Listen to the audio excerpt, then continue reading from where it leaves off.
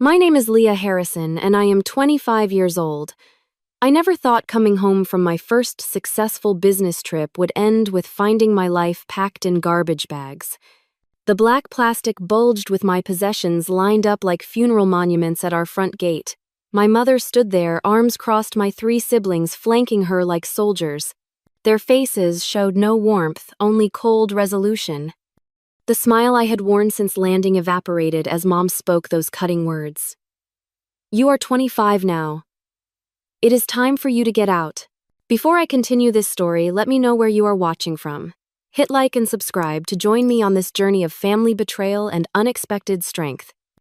Growing up as the youngest of 4 children in our suburban Chicago home was never easy. My father passed away when I was just 7 years old, leaving my mother Sandra to raise us alone. My oldest brother Jackson was already 18, then my sister Natalie was 16, and my brother Kevin was 14. While they had years of memories with Dad, I barely remembered his face without looking at photographs. After Dad died, Mom changed. The warm, laughing woman from my earliest memories hardened into someone who measured love by achievement and obedience. She worked 2 jobs to keep us afloat and reminded us daily of her sacrifices. "I gave up everything for you kids," became her mantra, usually followed by "the least you could do is." As the baby of the family, I received both the benefits and burdens of being last. Mom was financially more stable by the time I needed braces or college tuition, but the emotional toll of single parenthood had worn her down. She controlled every aspect of my life with iron determination, from my friends to my major in college. My siblings had all followed the paths she approved. Jackson became a surgeon, Natalie a corporate attorney, and Kevin a successful engineer. They married people, Mom bought homes in neighborhoods she approved of, and had children on the schedule she thought appropriate. They were her success stories, proof of her excellent parenting. Then there was me. I studied marketing instead of medicine or law, took a job at a startup rather than an established firm, and remained stubbornly single at 25. While I was not rebellious by most standards in our family, I was the black sheep. "When will you get a real job?" Mom would ask over Sunday dinner. Natalie was already making 6 figures at your age. Despite these tensions, I had chosen to live at home after college graduation. The decision was practical at first. My entry-level marketing position paid modestly, and Chicago housing prices were astronomical. Living with Mom allowed me to build savings and pay down my student loans more quickly. "You can stay as long as you need," Mom had said when I first moved back. "Family supports family." But her support came with conditions mostly unspoken but ever-present. I paid rent, contributed to groceries, and handled most household chores. I drove her to appointments, helped with technology problems, and listened to hours of complaints about neighbors, coworkers, and occasionally my siblings, though never when they were present. The dynamic with my siblings was equally complicated. To them, I was still the baby, someone whose opinions carried less weight. When family disagreements arose, they formed a united front with Mom, dismissing my perspective as immature or uninformed. "You will understand when you have more life experience," Jackson would say, despite the fact that I had lived on my own through 4 years of college and traveled internationally, experiences he had never had. The tension between independence and family obligation grew as I approached my mid-20s. Friends my age were living in apartments with roommates, dating freely, staying out late without texts, demanding their whereabouts. I envied their freedom but felt trapped by both financial reality and familial duty. Then came the opportunity that I thought might change everything. Our marketing firm landed a major client, and as the team member with the freshest ideas, I was chosen to present our campaign in New York. It was my first business trip, my first solo presentation to a major client, and potentially my first big career break. The presentation was scheduled for a Thursday with meetings extending through Friday afternoon. I had spent weeks preparing, rehearsing until I could recite the pitch in my sleep. The night before my flight, Mom had seemed distracted during dinner, barely acknowledging my nervous excitement. "I will be back late Friday night," I reminded her as I washed dishes. "Fine," she said, not looking up from her phone. Jackson and Natalie are coming over on Saturday with the kids. Make sure you are here to help. I promised I would be swallowing my disappointment at her lack of enthusiasm. In my heart, I had hoped this professional milestone would finally earn her approval. If I could prove my career path was viable, perhaps she would see me as an adult rather than a disappointing child. The New York presentation had exceeded all expectations. The clients loved our campaign, asking for only minor adjustments before approving the 7-figure budget. My boss had taken me to dinner afterward, discussing a potential promotion and raise if the project launched successfully. "You have real talent, Leah," he said. "I see a bright future for you with us." Those words had warmed me more than the expensive wine we shared. For once, someone saw my potential rather than my shortcomings. I purchased small gifts for everyone during my limited free time, choosing a silk scarf for Mom craft beers for my brothers and a designer pen for my sister. Small tokens of success, peace offerings I hoped would bridge the gap between us. On the flight home, I imagined sharing my triumph at the family gathering the next day. Perhaps Jackson would finally stop asking when I planned to get a stable job. Maybe Natalie would cease forwarding me job postings for administrative positions at her law firm. Possibly Kevin would quit, suggesting I pursue a master's degree to catch up to my peers. Above all, I fantasized about Mom's reaction. In my daydream, she smiled with pride, telling her friends about my accomplishment, finally seeing that I was making my own way just on a different path than my siblings. Little did I know that my fantasy of family validation would shatter within minutes of my return, replaced by a nightmare I could never have anticipated. The Chicago afternoon greeted me with perfect spring weather as my rideshare pulled away from O'Hare International Airport. Sunshine warmed the city after weeks of rain, which I took as a good omen. The gifts I had purchased sat neatly in my carry-on bag, wrapped in tissue paper from the boutique near my hotel. My presentation materials were safely stored in my laptop bag, including the signed contract that would transform my department's budget and hopefully my career trajectory. I texted Mom that I had landed safely and was on my way home, but received no response. This was not entirely unusual, as she often missed texts when engaged with her gardening club or church activities. Still, a small twinge of unease flickered through me. Throughout my trip, communication had been minimal, with my check-in texts met with one-word responses or nothing at all. Halfway home, my phone rang with Jackson's number displayed on the screen. My oldest brother rarely called me directly, preferring to communicate through our family group chat or via Mom. "Hello," I answered, curiosity mixing with faint apprehension. "Where are you right now?" His tone was clipped professional, the same voice he likely used with difficult patience. "In a car heading home from the airport. My flight landed early. Is everything okay?" A pause stretched between us, long enough to accelerate my heartbeat. "Mom wants to talk to you when you get home. We all do." "About what? Is someone sick?" Alarm replaced confusion. "Just get home, Leah." He hung up without further explanation. My mind raced through possibilities. Had something happened to one of my nieces or nephews? Was Mom ill? Had a distant relative passed away? None of these scenarios explained the coldness in Jackson's voice, or why we all needed to talk to me. I tried calling Natalie, then Kevin, but neither answered. I sent messages to our family group chat asking what was happening, but saw only red receipts, no responses. My mother's last message to me, sent the previous evening, now seemed ominous in retrospect. "We need to discuss some changes when you return." The driver noticed my agitation. "Everything all right, miss?" "Just family stuff," I replied, attempting a smile that felt more like a grimace. As we turned onto my street, the peaceful neighborhood seemed unchanged. Children played in front yards, couples walked dogs, and retirees tended to spring gardens. Our modest 2-story home came into view, the blue siding and white trim as familiar as my own reflection. Then I saw them. Black garbage bags, at least a dozen, lined the driveway near the front gate. 4 figures stood in the yard, their postures stiff and confrontational. I recognized them immediately. Mom in her gardening apron, Jackson in his casual weekend clothes. Natalie in one of her impeccable business casual outfits, despite it being Saturday, and Kevin in the university sweatshirt he favored on days off. "You can stop here," I told the driver, my voice distant to my own ears. I paid quickly, gathered my luggage, and stepped out onto the sidewalk. The driver pulled away, leaving me exposed before my family's unified front. None of them moved to help with my bags. None of them smiled in greeting. "What is going on?" I asked, approaching slowly. "What are all these bags?" Mom stepped forward, her mouth set in a thin line. "Your things are packed. It is time for you to find your own place."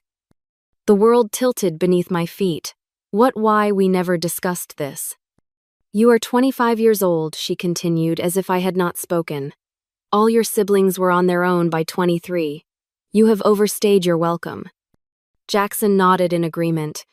"It is time you learned responsibility." The irony of his statement might have made me laugh in different circumstances. I had been paying rent, handling household chores, working full-time, and advancing my career. By any reasonable definition, I was already responsible. "This is insane," I said, looking from face to face, searching for any sign of warmth or explanation. "I just got back from a business trip. I have nowhere to go." "You should have planned better," Natalie interjected, checking her watch as if my homelessness was making her late for an appointment. "We all managed to find apartments right after college." With parental co-signing and down payment assistance, I reminded her, anger beginning to cut through my shock. And significantly higher starting salaries in established professions. "Excuses," Kevin said, shaking his head. "You have had 3 years to figure this out." I turned to Mom, hoping to find some explanation in her expression. "Why now? Why today without any warning?" "I have been hinting for months that you should move on," she replied. "You chose not to listen." Hinting is not the same as giving notice. My voice rose despite my efforts to remain calm. Normal people discuss major decisions. They do not pack someone's belongings while they are away and ambush them upon return. "Do not raise your voice to your mother," Jackson warned, stepping closer. The absurdity of the situation struck me all at once. I was being lectured about respect while being treated with absolute disrespect. My family had waited until I was out of town to pack my possessions in garbage bags and evict me without warning or discussion. "What is this really about?" I asked, suddenly remembering conversations overheard between Mom and Natalie about property values in our neighborhood. "Are you selling the house?" A flicker of surprise crossed my mother's face before she composed herself. "My financial decisions are none of your concern. They are if they involve making me homeless with no notice." "You are not homeless," Natalie said with exaggerated patience. "You have a job. Get an apartment like everyone else." Without references, without time to save for a security deposit, without warning, I looked at each of them in turn. "Do you hear yourselves who treats family this way?" "We are doing this for your own good," Mom insisted. "You need to stand on your own 2 feet. By cutting them out from under me," I countered. A neighbor walking his dog slowed as he'd passed, openly staring at our confrontation. My humiliation deepened at having this family betrayal witnessed by others. "This is ridiculous," I said, lowering my voice. "Let us go inside and discuss this like adults." "There is nothing to discuss," Mom replied. "The decision has been made. Without any input from me, the person most affected." "Your input has been your continued failure to launch," Kevin said. "We have all discussed it and agree this is necessary." That statement landed like a physical blow.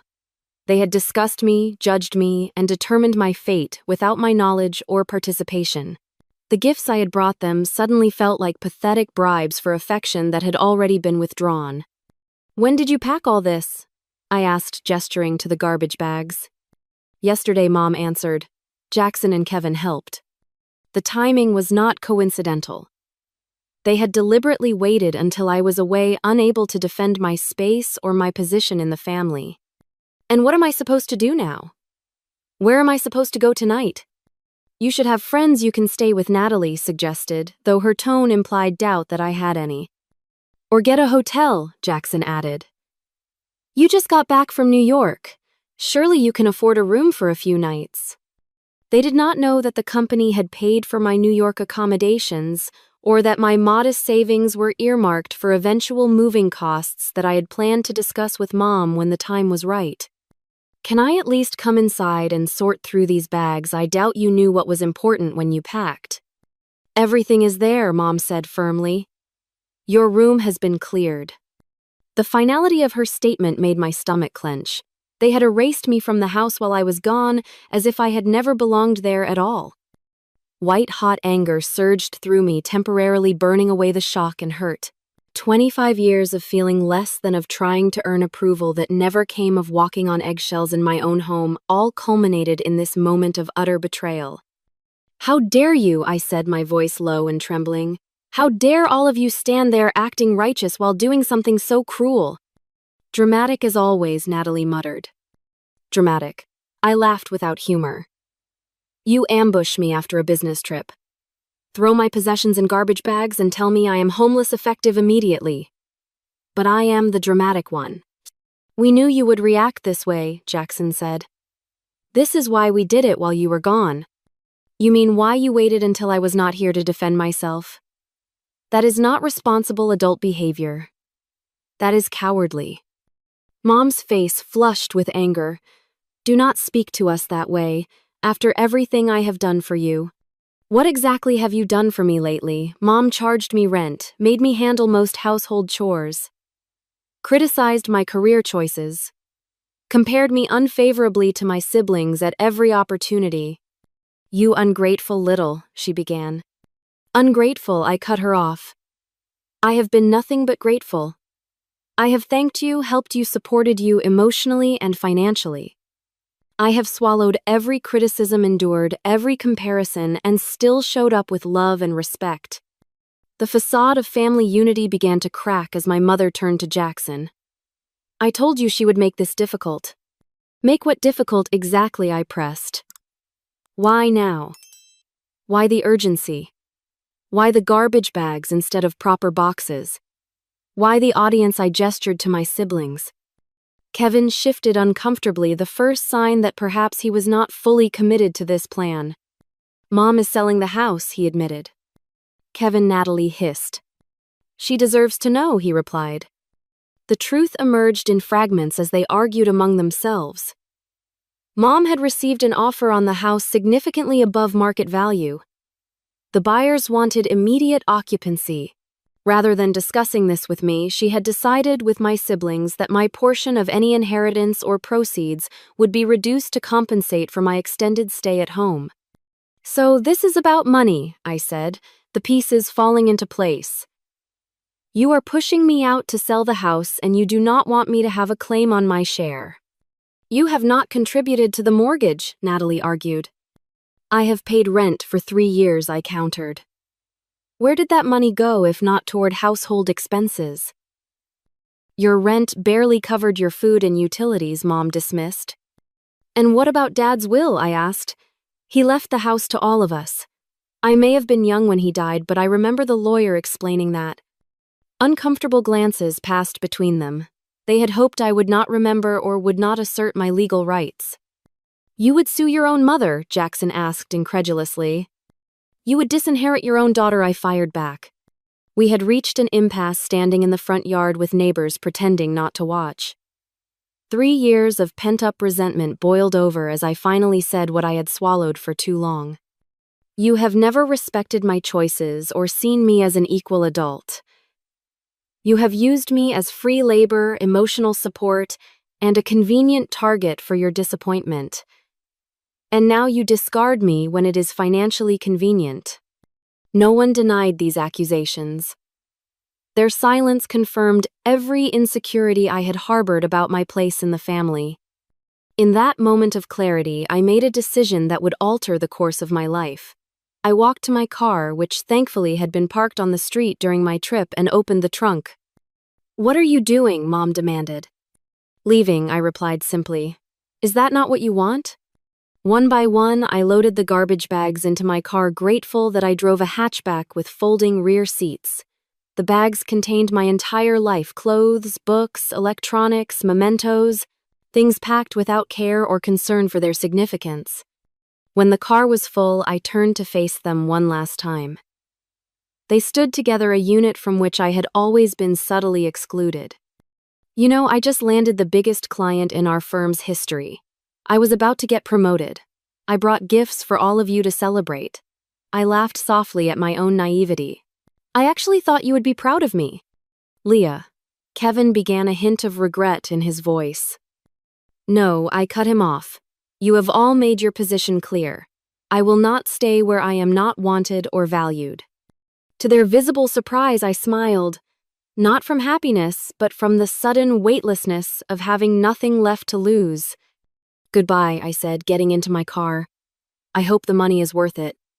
I drove away without looking back, tears blurring my vision as I navigated familiar streets that suddenly felt foreign. My phone began buzzing with messages, likely my family realizing the implications of their actions, but I ignored them.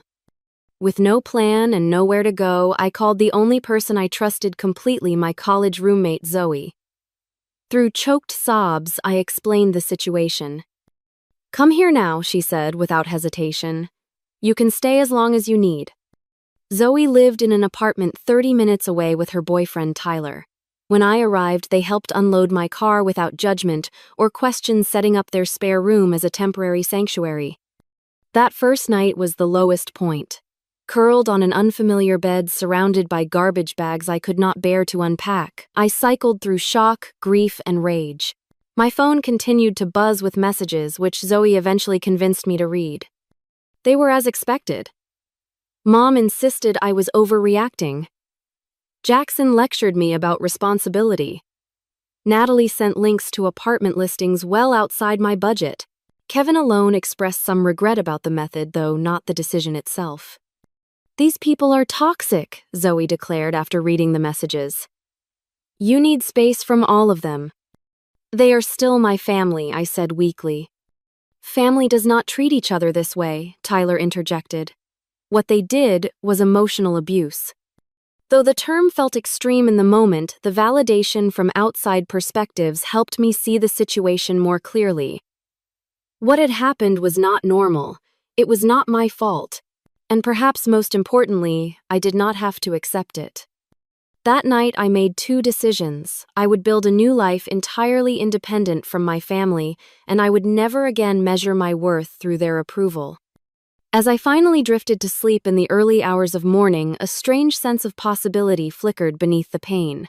For the first time in my adult life, I was truly free to define myself on my own terms.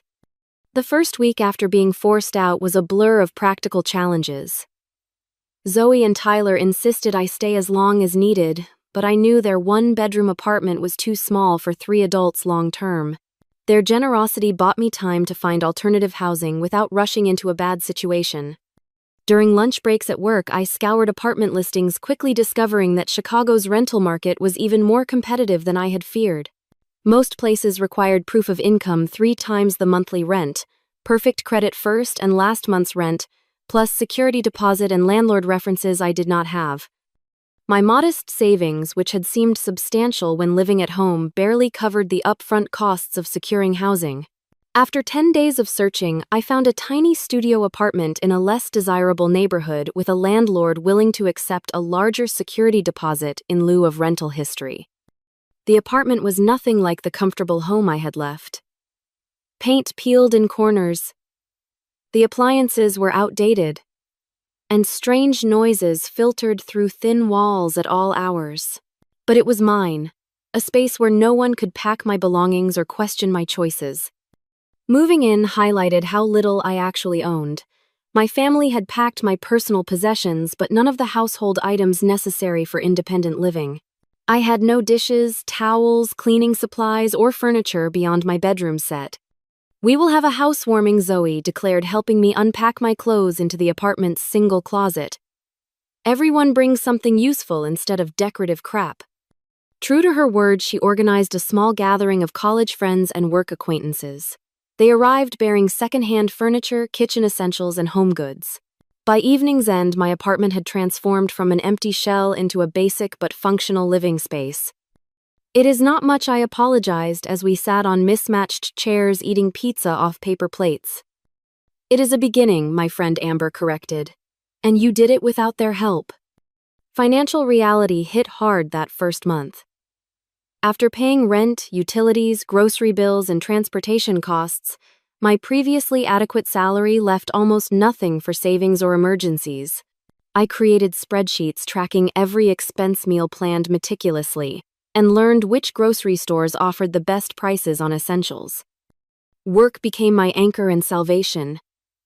The Monday after being forced out, I arrived early at the office, threw myself into finalizing the New York client's campaign, and channeled all my emotional turmoil into creative energy. My boss noticed. "You have been putting in serious hours," he commented 2 weeks later. "The New York presentation was excellent, and your follow-up has been impeccable." "Thank you," I replied, simply not mentioning the personal chaos behind my professional dedication. "We are restructuring the team," he continued. "I would like you to lead the digital marketing division.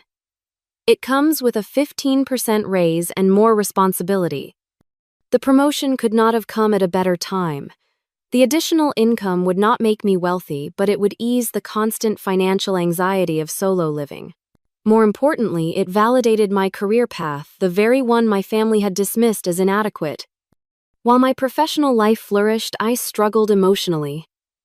Nightmares about homelessness disrupted my sleep. Unexpected sounds in my new building triggered panic responses. Trust issues colored my interactions with coworkers and friends. "You should talk to someone professional," Zoe suggested during one of our weekly coffee meetups. "Therapy is expensive," I countered. "So is the emotional toll of trauma," she replied. "Your new job has health insurance, right?" She helped me navigate the insurance portal to find therapists who accepted my coverage. The woman I ultimately chose specialized in family estrangement and adult children of controlling parents.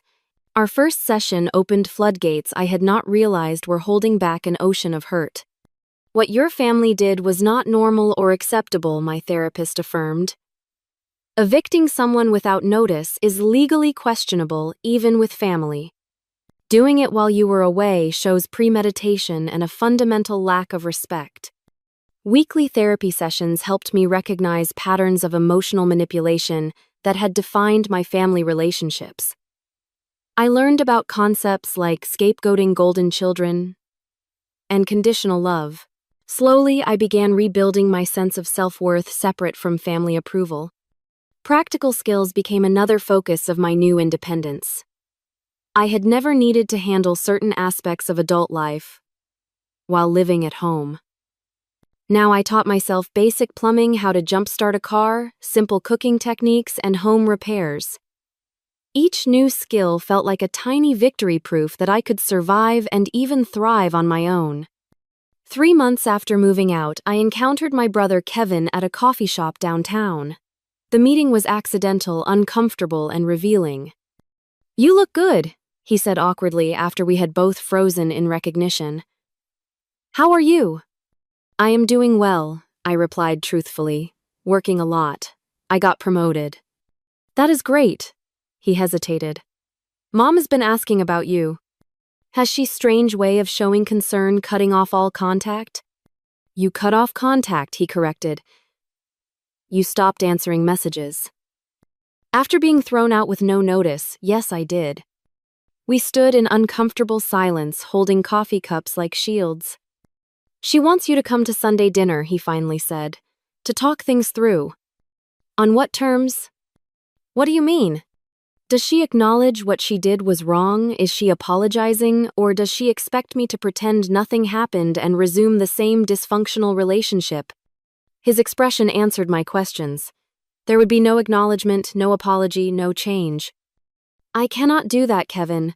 I am not the same person who left 3 months ago." "She is still your mother," he insisted. Yes, I agreed. And I am still her daughter. That did not stop her from treating me like I meant nothing. As we parted ways, he seemed troubled, perhaps seeing our family dynamic from a new perspective. That brief encounter strengthened my resolve to maintain boundaries, even as it reopened barely healed wounds. The path forward was neither straight nor easy. Some days I felt empowered by my independence. Others I crumbled under the weight of estrangement from my only family. But slowly, deliberately, I built a life that belonged wholly to me, furnished with my choices and governed by my values. It was not the life I had imagined, but it was becoming one I could be proud of. As 3 months stretched into 4 and then 5, a remarkable transformation began to take place. The constant anxiety that had characterized my first weeks of independence gradually subsided, replaced by growing confidence in my ability to handle whatever challenges arose. My promotion proved to be a turning point professionally. Leading the digital marketing division meant higher visibility within the company and direct client contact. I assembled a small but effective team, implemented new analytics strategies, and delivered consistent results that impressed both clients and executives. Your campaign increased engagement by 40%, our CEO noted during a quarterly review. That is impressive work, Leah. The acknowledgement delivered in front of the entire leadership team felt more validating than any family approval I had ever sought. My colleagues saw my value without the distorting lens of family history or comparison. With financial stability came practical improvements. I traded my unreliable used car for a newer model with a warranty. When my lease approached renewal, I found a nicer apartment in a safer neighborhood with more natural light and a small balcony where I could grow herbs and flowers. The process of furnishing my new space became an exercise in self-discovery. Free from my mother's aesthetic preferences and my siblings' opinions, I could finally explore my own taste. I discovered a love for mid-century modern design, bold colors, and functional spaces. Each piece I selected, whether new or secondhand, reflected my emerging identity. "This place feels like you," Zoe commented when she visited the newly decorated apartment. "Your old room never did." She was right. My childhood bedroom had remained frozen in adolescence, while my space at Mom's house had felt temporary despite 3 years of residency. This apartment, though rented, was the first home that truly expressed who I was becoming. Social connections expanded beyond my small circle of college friends. I joined a book club, volunteered at a local food bank, and accepted invitations to work events I would have previously avoided. Through these activities, I met people who knew me only as I was now, not as the family disappointment or the babied youngest sibling. Among these new acquaintances was Daniel, a graphic designer who collaborated with my marketing team on client projects. Our professional relationship evolved into friendship and eventually into cautious romance. Unlike previous relationships conducted under my mother's scrutinizing gaze, this connection developed at its own pace, free from external pressure or judgment. "Tell me about your family," Daniel asked during our third date. "That is complicated," I replied, then shared the condensed version of recent events. His response was refreshingly straightforward. "They sound toxic. I am sorry you experienced that."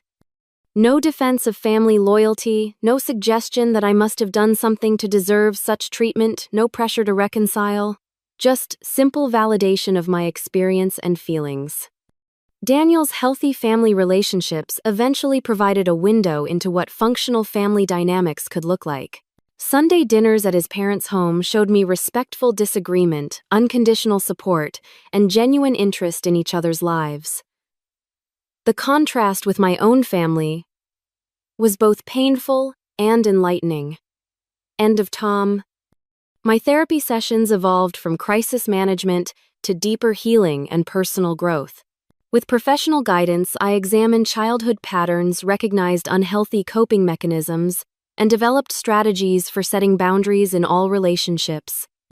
"You have made remarkable progress," my therapist observed after a particularly insightful session.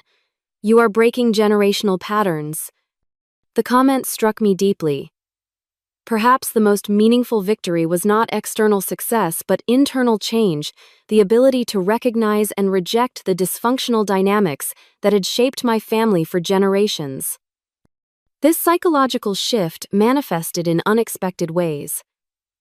I became more assertive at work, proposing bold campaigns and confidently defending my ideas. I developed clearer boundaries with friends, no longer agreeing to plans that drained my energy or violated my values. I pursued interests I had previously abandoned because they did not meet family approval, rediscovering my love for photography and creative writing. I also made the difficult decision to block all communication from my mother and older siblings.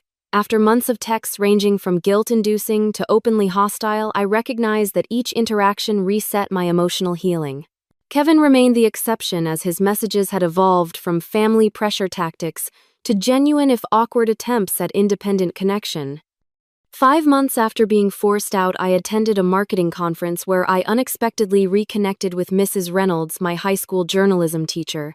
She had always encouraged my writing and creative thinking when other adults focused solely on my academic performance relative to my siblings. "Leah Harrison, how wonderful to see you," she greeted me warmly. "Are you still in marketing?" Our conversation over coffee revealed that she had always seen potential in me that my family had missed or dismissed. Her belief in my abilities had been genuine rather than conditional. A rare experience in my formative years. "You always had a unique perspective," she told me. "I am not surprised you have found success on your own terms."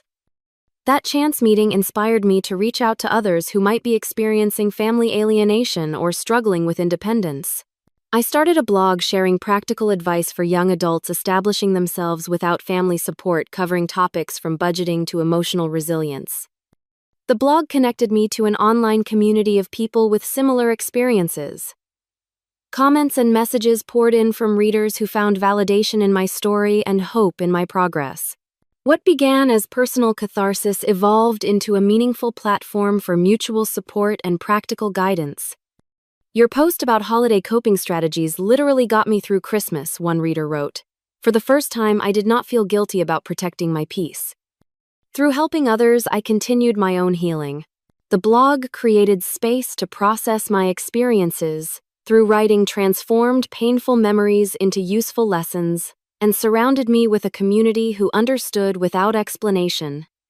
As the 6-month mark of my forced independence approached, I realized that the family who had discarded me had unintentionally given me the greatest gift: the opportunity to discover my strength, reshape my identity, and build a life aligned with my authentic self. The journey had been painful, but the destination was proving worth every difficult step. Exactly 6 months after finding my belongings in garbage bags, my phone began buzzing with notifications. Messages from my mother flooded in, first 1, then 5, then dozens more throughout the day. By evening, I had received exactly 60 texts from her, ranging from accusations to pleas. "Where are you? Why won't you answer? After everything I've done for you, I need to talk to you. This is an emergency. Please call me." The final message, sent at 11:30 p.m., struck a different tone. "I made a mistake. I need your help." Against my therapist's advice and my own better judgment, I read them all. Something had clearly happened, something significant enough to break through my mother's pride and denial. Despite everything, concern flickered beneath my carefully constructed defenses. I called Kevin the next morning, choosing the sibling who had shown at least minimal regret about how events had unfolded. "What is going on with Mom?" I asked when he answered. His heavy sigh carried through the phone. "She lost everything." The story emerged in fragments, each more unbelievable than the last. Mom had indeed sold the family home, receiving a substantial sum that should have secured her retirement. Instead of investing wisely, she had entrusted the entire amount to a financial advisor introduced by a church acquaintance. "It was a scam," Kevin explained. "The guy disappeared with her money and at least 10 other victims' savings." "That is terrible," I said, genuinely sympathetic despite our history. "But why contact me now? Where are Jackson and Natalie?" Another pause. "They are not speaking to her." "What, why?" "She promised each of us a portion of the house proceeds. Jackson already put a deposit on a vacation property based on that promise. Natalie had planned a home renovation. And you?" "I was more cautious," he admitted. "But I am still angry. She made decisions without consulting any of us, then lost everything. The irony was not lost on me. My mother had excluded me from decisions about my own living situation, and now felt the sting of similar treatment from her other children. There is more, Kevin continued reluctantly. She has nowhere to live. The new owners took possession of the house last week. She has been staying in a motel, but her funds are running out. Where does she expect to go? She mentioned your new apartment. A cold wave of disbelief washed over me. After throwing me out without notice, my mother's plan was to move in with me. The audacity was breathtaking. That is not happening, I said firmly. I know, Kevin agreed, surprising me. That would be unreasonable after everything. But she needs something, Leah.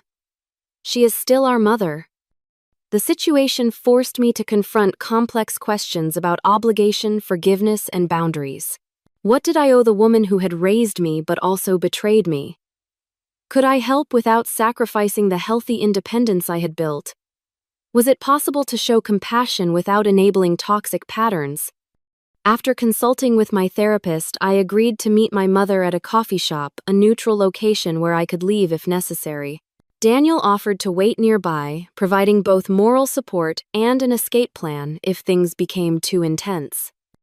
My mother looked diminished when she arrived, her confident posture replaced by a nervous hunch. The designer clothes and perfect makeup that had been her uniform were exchanged for casual wear and minimal cosmetics. She had aged years in months. Thank you for coming, she began, hands clutching her coffee cup. I did not think you would. I almost did not, I replied honestly. We sat in uncomfortable silence, the weight of our history pressing down between us. I lost everything, she finally said. The house, the money, everything. Kevin told me, Jackson and Natalie will not speak to me. They say I betrayed them.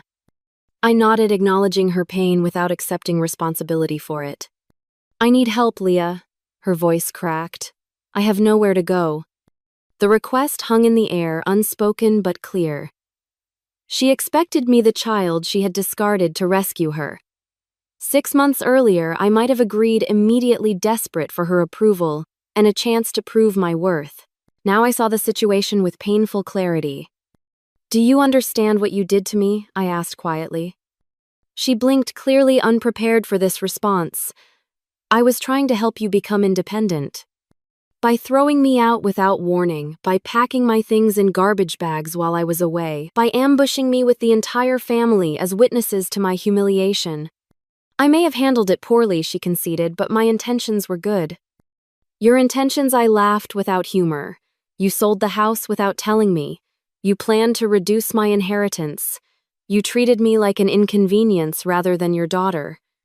Tears filled her eyes. I made mistakes. Yes, I agreed. You did. And now you are facing consequences just as I had to face the consequences of your actions 6 months ago.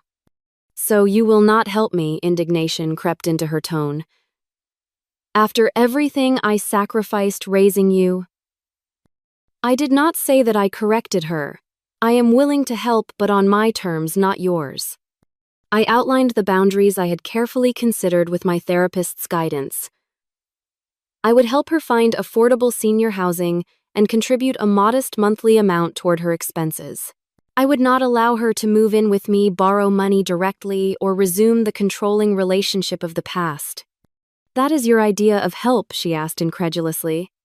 That is what I can offer while still respecting myself, I replied. Take it or leave it.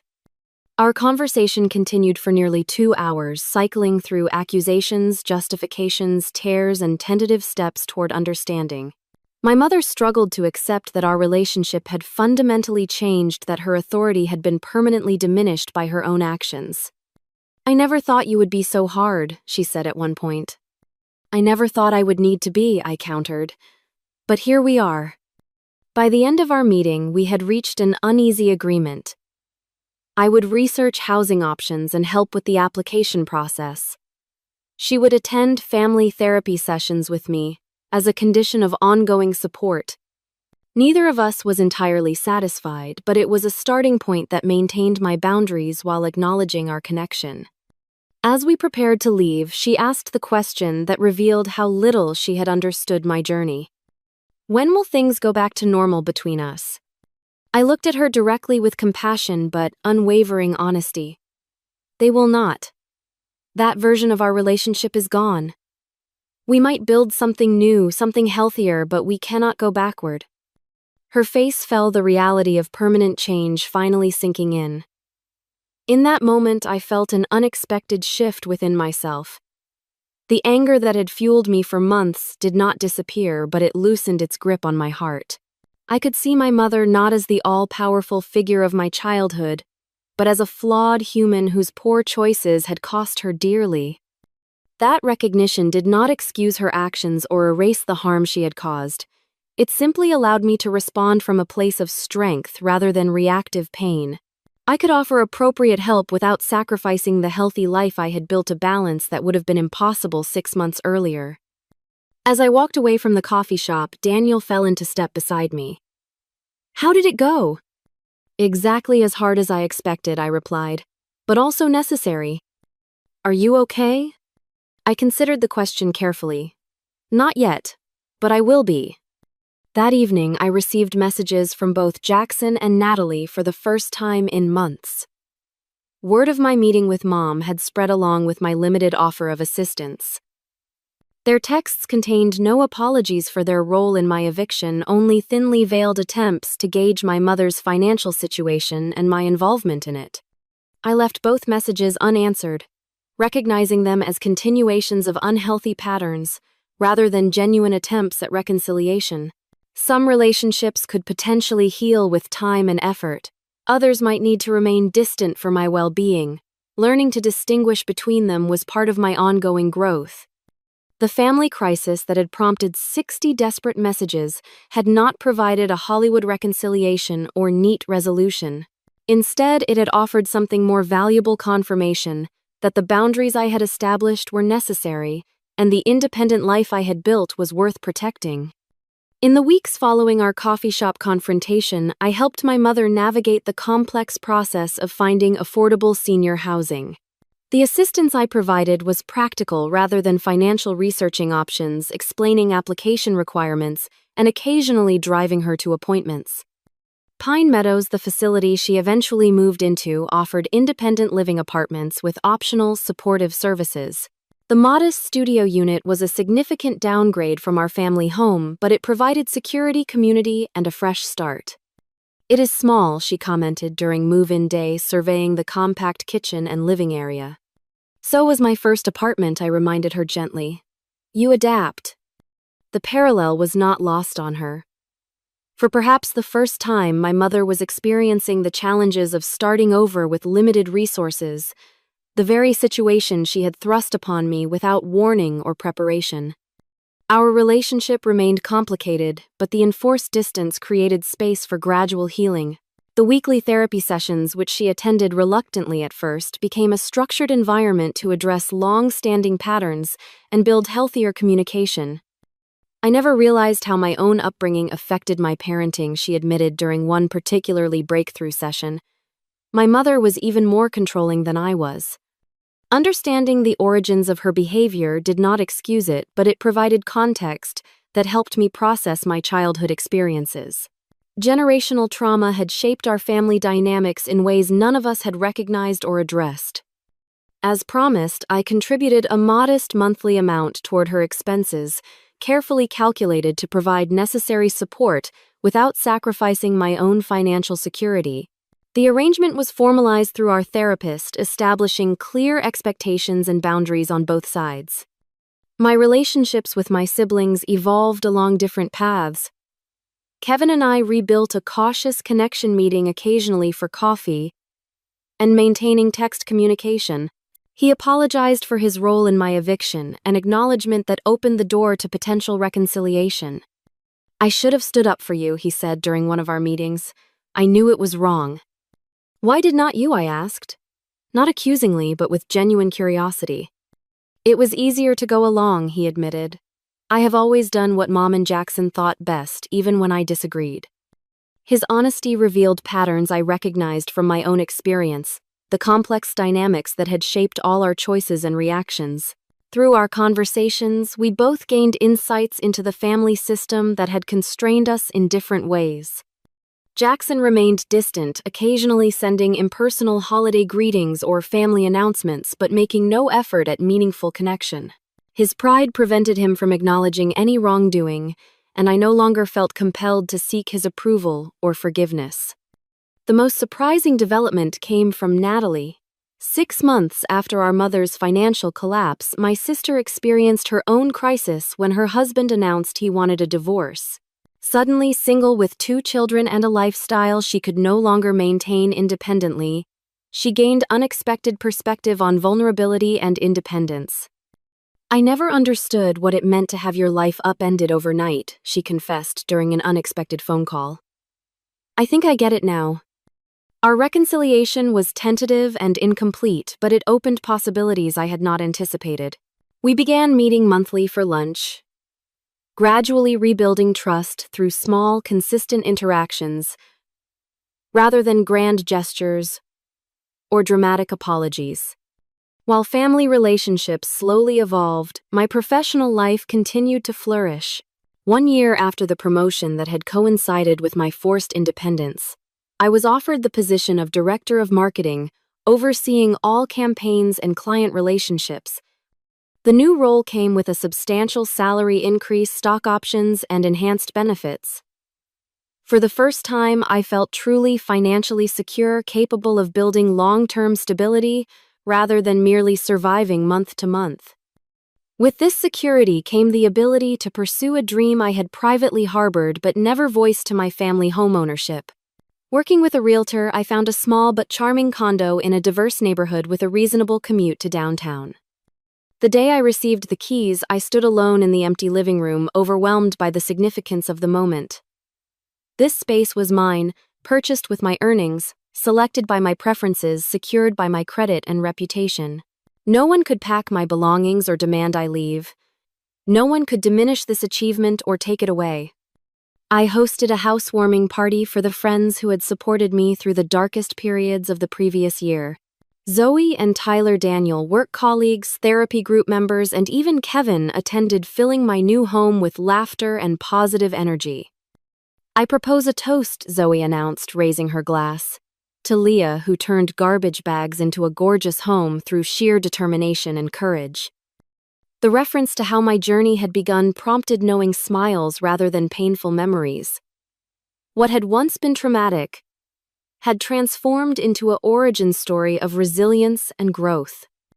As my external circumstances stabilized, I continued the internal work of healing and self-discovery.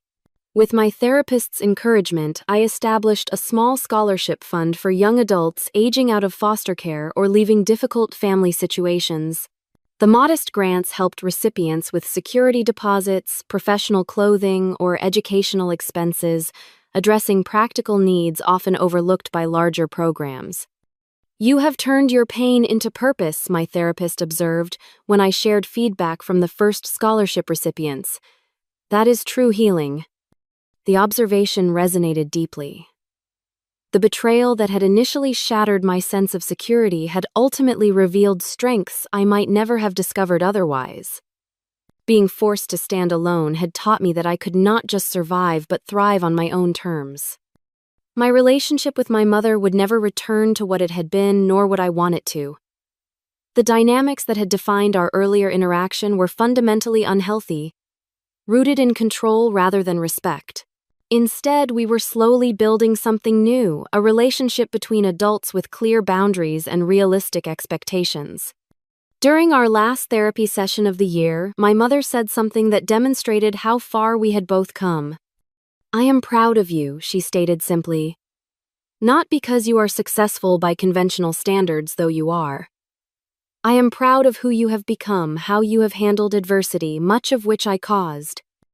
The acknowledgement, offered without qualification or comparison to my siblings, was perhaps the most genuine approval she had ever expressed.